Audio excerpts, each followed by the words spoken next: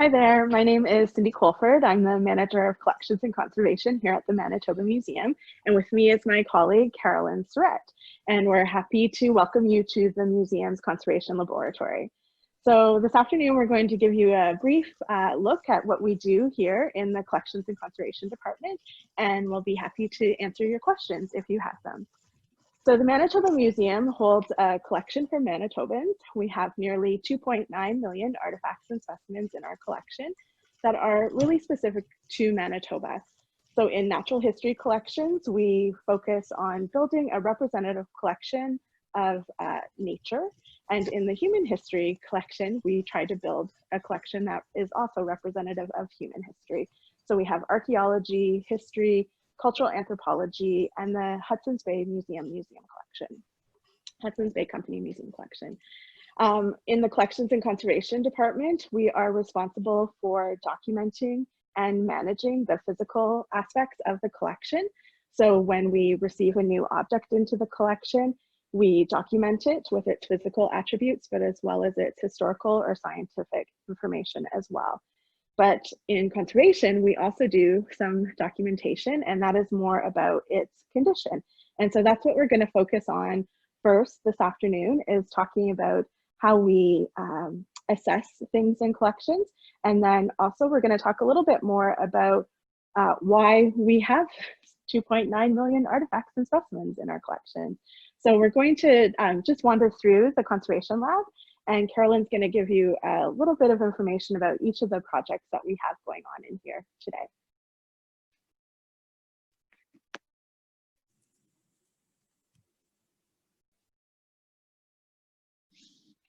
Okay, so as Cindy mentioned, in conservation, we look after the long-term preservation of all the artifacts and specimens, and through that, we do it in two different ways. So we do preventive conservation, which is where we look at light and relative humidity and control those so that all of our artifacts and specimens last for a really, really long time.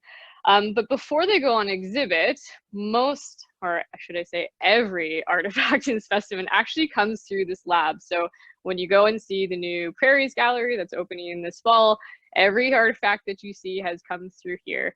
And we first do condition assessments on it, so we make sure that it's safe enough to go on display. And then depending on the condition, we might do a little bit of magic and do conservation treatments. So projects that we're working on right now, we have a number of mandibles from different species, and we're just going to be building mounts. So again, everything that you see on display, how it's displayed in a certain way or certain angle is determined by us, so that it can last for a really long time. So right now we're just fitting all the wires, make sure everything can fit nice and safely. Other fun things that we like to work on is birds, and when Cindy takes us into the storage vaults, you'll see one exhibit's going to have about 35 birds all inside of a case. So this eagle has been cleaned. Some of the beak has been infilled because there was some pest damage that occurred. Another thing that we do is test for arsenic on taxidermy specimens, but that's usually because when they were processed a long time ago, so usually early 19th or early 20th century, they put pesticides inside of a lot of these specimens. So we want to make sure our staff is safe when they're handling them. And they did it then so that, again, the birds wouldn't be eaten by other things. So that's sort of some fun things that are going to happen. This trunk has been recently cleaned and treated. It's going and telling about migration to Manitoba. So it received some work yesterday, I think, and now it's done. Moving along, you can see that we treat a range of materials. So going from natural history to things that are composed of organic materials, such as the hide moccasins that are embroidered.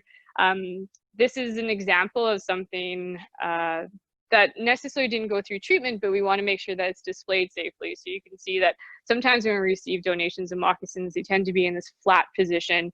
And that's really bad for storage because the hide will stay in that position unless we build supports and mounts, such as the one on the right, in order to make sure that they're safely not only stored, but displayed for a really long time.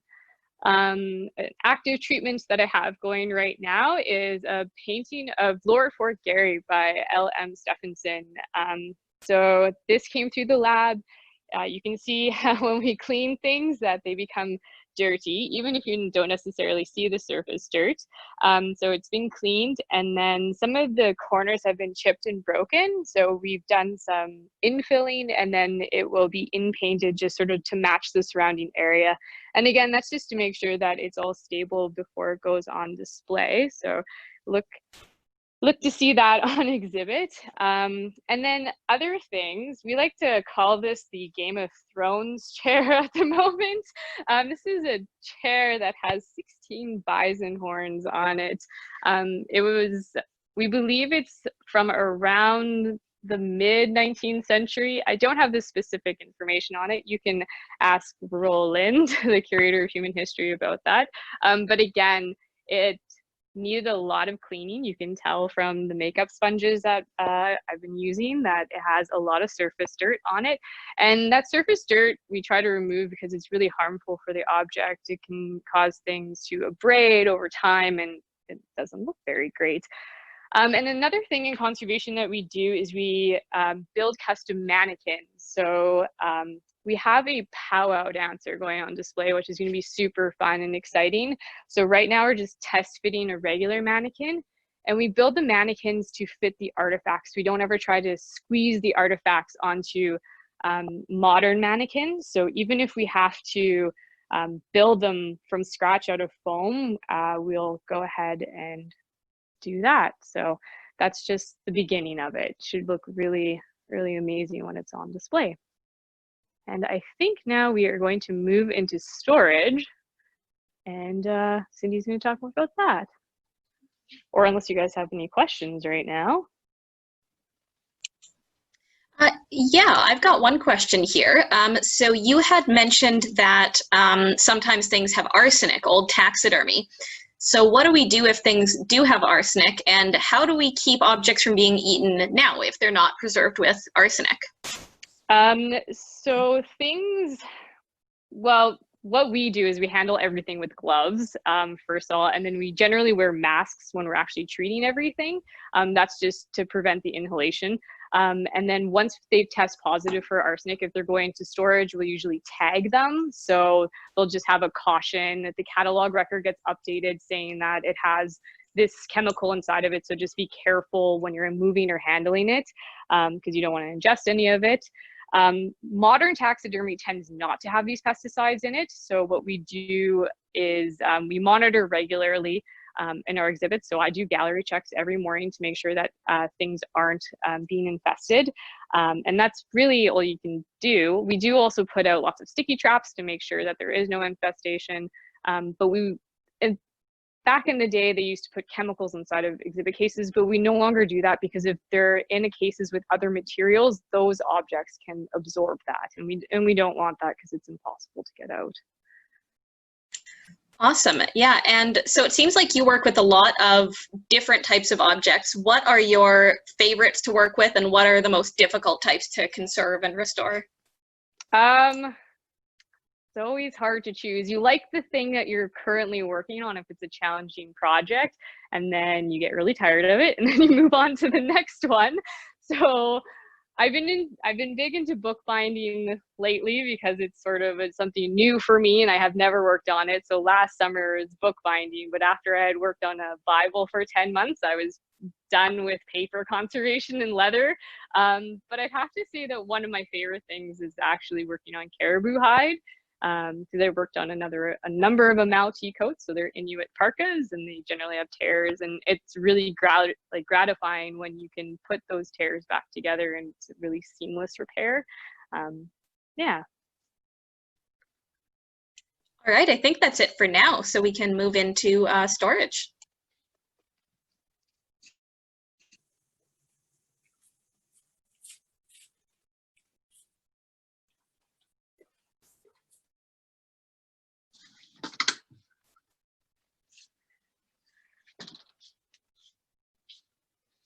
So we're just come into our 6th floor history storage vault. In the Manitoba Museum, we have a number of dedicated storage vaults for collections, usually separated by discipline. So this is the history storage vault, but it's also the same floor where the conservation laboratory is. So we use it as a bit of a swing space for us as we're prepping artifacts and specimens for exhibition. So we just thought it would be interesting for you to see some of the things that you will get to see as part of our Bringing Our Stories Forward Capital Gallery Renewal project that is coming this fall, which we're super excited to see. So first we have, as Carolyn was talking about, custom mannequin making, and this is an excellent example of a custom mannequin. If you look at the object carefully, it is very tiny waist, 22 inches, which we would never be able to purchase a mannequin that size today.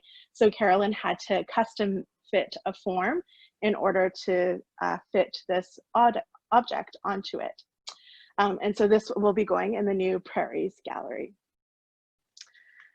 Next to it is a rigging model, and this is really was initially used as a bit of a teaching tool to talk about rigging, the nonsuch, everyone's favorite 17th century catch. And this is actually going to be going into our new welcome or orientation gallery. So people will see the different components of a rigging model, and you can get the idea of how rigging works. And then the next exhibit area is, as Carolyn mentioned, a number of taxidermied birds. So on the top, we have a Whitewater Lake exhibition, and on the bottom, items that will be going into our State of the Plains exhibit. So here's a perfect example of what Carolyn was talking about, where she has labeled and bagged the object that says, "Hello, I am filled with arsenic. Use gloves if you touch me," because we want to make sure that anyone who is working near or around these objects is has the information that they need to safely work with them. So in the history storage vault and in all of our collection storage vaults, we have compact shelving. This helps us store as many objects as we can physically store in each room. Most of our collection comes to us by donation here at the museum. We do also, our curators will do field collecting, and sometimes we do purchase some objects, although we do not have a significant budget in order to do those. So Cindy, what happens if the museum runs out of space? That is a great question. We're getting there. We're pretty much getting there. So there are a couple of things that we can do. So one of the things that we have been trying to do is look at how we use our space and better use it. So there's a couple of ways that we've done that. We've done some reorg, as we call it here in collection storage, where we look at how things are stored and the space that they're taking up and find better ways to store them. So that might be boxing things that allows us to do a bit more stacking, or just making sure that we're storing like size materials similar if it's applicable and we're able to do that. One other option, which is not our preferred method, is deaccession. And that is where we review the items that we have in our collection and make sure that they still meet the museum's mandate for collecting. And if they don't, then we would look at deaccessioning them from our collection to perhaps make up more room. There's very few items that we would deaccession, and this is not a preferred method by freeing up space. So one of the kind of future projects of the Manitoba Museum is to look at phase 3 of our Bringing Our Stories Forward capital campaign, which is to look at the feasibility of building a standalone collections and research facility. I don't know if there are any other questions or about collection storage or collections and conservation here at the Manitoba Museum. Why do we keep the kind of history stuff and the natural history stuff separate? Because you mentioned that they're kind of different storage spaces. They're kept separate because they're kept close to the curator who works with them or who's responsible for building that collection. So at the Manitoba Museum, we have 7 curators. separated by different disciplines. And so the natural history collection really kind of fits together. So we have a curator of botany, geology and paleontology, and zoology. And so those items are kept together because they have similar components in terms of how we need to store and care for them. And then in human history, as I mentioned, archaeology, cultural anthropology, history, and the HBC Museum collection. And same idea, where human history objects are a little bit different than natural history objects. So we want to make them easily accessible for those who work with them. And so we're just divided by different floors and different storage areas. Okay, awesome. And Kristen wants to know, what's an item currently in storage that you would really like to see on display? Oh, an item in storage that I would really like to see on display. I don't know if I have one of those. I have to say, you know, with nearly 2.9 million artifacts and specimens, it's really hard to pick one favorite object. But I have to say, some of my favorites are going to be going on exhibition in the new Prairies Gallery. So from the archaeology collection, there's this beautiful red pipestone carving that will be going into the new Prairies Gallery. And it's a really beautiful object, and I'm really excited to see it on exhibition. There's so many things to discover here that it's hard to just pick one favorite. And I think all the curators would say the same thing. And it's similar to how Carolyn feels about when she's treating an object. She's really excited about the treatment. And then when she spent enough time on it, she's ready to move on to the next thing. And that's one of the nice things about having temporary exhibitions from our own collection. It allows us to bring out items that we won't normally have in our permanent galleries. And so that's one of the exhibitions that people will be able to see this fall as well, is a 50th anniversary exhibition related to celebrating 50 years of the Manitoba Museum in this facility, although the Manitoba Museum collection was started many years before that. And so the bison chair that you got to see with Carolyn, that will be in that exhibition, as well as some other really interesting objects. Perfect. I think that's all we have for questions today, or so Great. far. Well, we look forward to welcoming people to the Manitoba Museum when you have the opportunity. And hopefully next time you see these objects on exhibition, you'll think about the work that the staff in the Collections and Conservation Department does. Okay, thanks everyone so much for joining us today. Bye. Thank you.